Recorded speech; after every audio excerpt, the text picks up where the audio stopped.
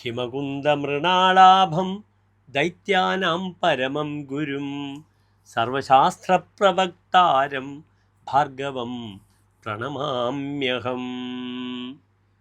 എല്ലാ ശാസ്ത്രങ്ങളെയും പറ്റി പറയുന്നു. ഭൗതിക സുഖത്തിൻ്റെ പൂർണ്ണതയുള്ള ഗ്രഹമാകുന്നു ശുക്രൻ. ദൈത്യന്മാരുടെ പരമമായ ഗുരുവാണ്, അസുരന്മാരുടെ ആചാര്യനാണ്. ദേവന്മാരുടെ ആചാര്യൻ വ്യാഴമാണ്, അസുരന്മാരുടെ ആചാര്യനാകുന്നു ശുക്രൻ. അതാണ് വ്യാഴവും ശുക്രനും തമ്മിലെ വ്യത്യാസം. വ്യാഴം ആത്മീയമായ സുഖത്തെ പ്രദാനം ചെയ്യുന്ന ഒരു വ്യക്തിക്ക്, ശുക്രനാണെങ്കിൽ ഭൗതിക സുഖത്തിൻ്റെ പൂർണ്ണതയും പ്രദാനം ചെയ്യും.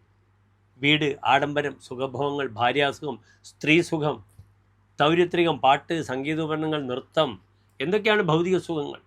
വലിയ വീട്, ബംഗ്ലാവ് ഉണ്ടാക്കുക, ജീവിതം സുഖിക്കുക, ഇതൊക്കെ ശുക്രൻ്റെ ധർമ്മമാണ്.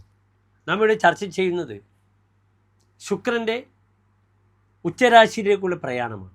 ശുക്രൻ ഇതാ മീനത്തിലേക്ക് പ്രവേശിച്ചിരിക്കുന്നു. ശുക്രൻ്റെ ഉച്ചക്ഷേത്രം മീനമാണ്. മീനം 27-ന് ശുക്രൻ അത്യുച്ചത്തിൽ നിൽക്കുന്നു. നീച സ്ഥിതി എവിടെയാണ്? കന്നി 27-ാം തീയതി. ശുക്രൻ്റെ സ്വന്തം ക്ഷേത്രം മൂലക്ഷേത്രം തുലാം, സ്വക്ഷേത്രം എവിടെയാണ്? ഇടവത്തിലാകും. ശുക്രനെ കൊണ്ടാണ് നാം എല്ലാം ചിന്തിക്കേണ്ടത്. ഒരാൾക്ക് ലോട്ടറി ലഭിക്കുമോ? ക്രയവിക്രയ കുശലഹ, വാങ്ങലും കൊടുക്കലും കച്ചവടം ഒക്കെ ചിന്തിക്കുമ്പോൾ ബുധൻ്റെയും ശുക്രനും യോഗമുണ്ടെങ്കിൽ ഇതൊക്കെ വളരെ പെർഫെക്റ്റാണ്. പക്ഷേ ശുക്രനും ഇതിൻ്റെയൊക്കെ കാരകത്വമുള്ള ഗ്രഹമാണെന്ന് അറിയുക. സ്വർണത്തിൻ്റെയും വെള്ളിയുടെയും ഒക്കെ കാരകത്വമാണ് ശുക്രൻ.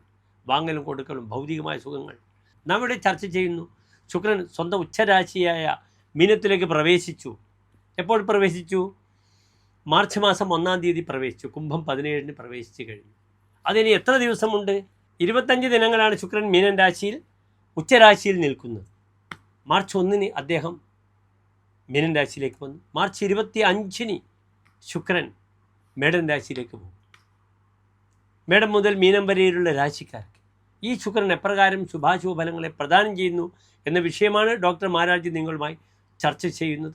പ്രിയപ്പെട്ട പ്രേക്ഷകർക്ക് ഈ ശുക്രൻ്റെ ഉച്ചരാശിയിലേക്കുള്ള സ്ഥിതി എപ്രകാരം ശുഭാശുഭങ്ങളെ പ്രദാനം ചെയ്യുന്ന വിഷയം നാം ചർച്ച ചെയ്യുന്നു. ശ്രദ്ധിക്കുക.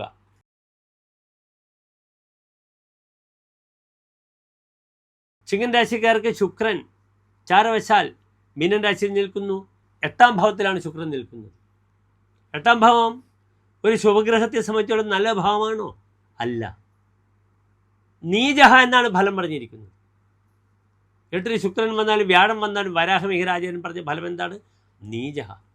ഇവിടെ 2 ഭാവങ്ങളുടെ ആധിപത്യമാണ് ശുക്രനുള്ളത്. ചിങ്ങൻ രാശിക്കാരെ സംബന്ധിച്ചോളം അവരുടെ തൊഴിലിനെ ചിന്തിക്കുന്ന ഭാവമാണ്.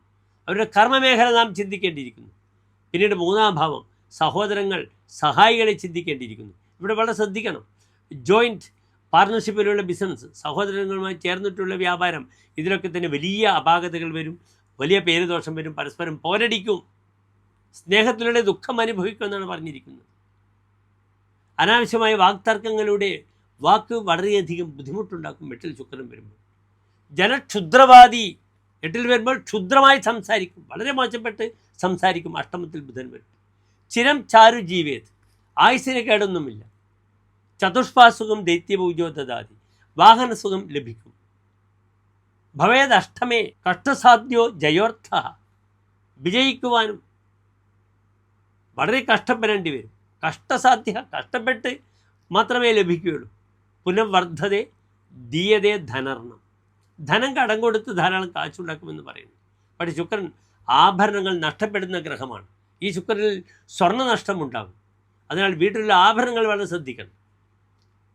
ഷുഗർ പേഷ്യൻസ് വളരെ ശ്രദ്ധിക്കണം. സെക്കൻഡ് ദിശയിൽ കണ്ണിനെ ബാധിക്കും.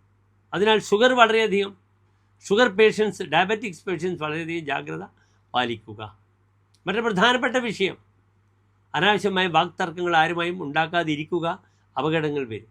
നിർബന്ധമായും കർമ്മമേഖലയിൽ വലിയ ബുദ്ധിമുട്ടുകൾ വരും. ജോലി നഷ്ടപ്പെടാതെ നോക്കണം. പെട്ടെന്നൊരു പ്രകോപനം വന്ന് ജോലി വേണ്ട എന്ന് വെക്കും. ഇപ്പോൾ പലപ്പോഴും വിദേശത്ത് കുടുങ്ങിയവർക്കൊക്കെ നാട്ടിൽ എത്താതെ, വിദേശത്തെത്താതെ ജോലി നഷ്ടപ്പെടുന്ന അവസ്ഥ ധാരാളം ഉണ്ടായി.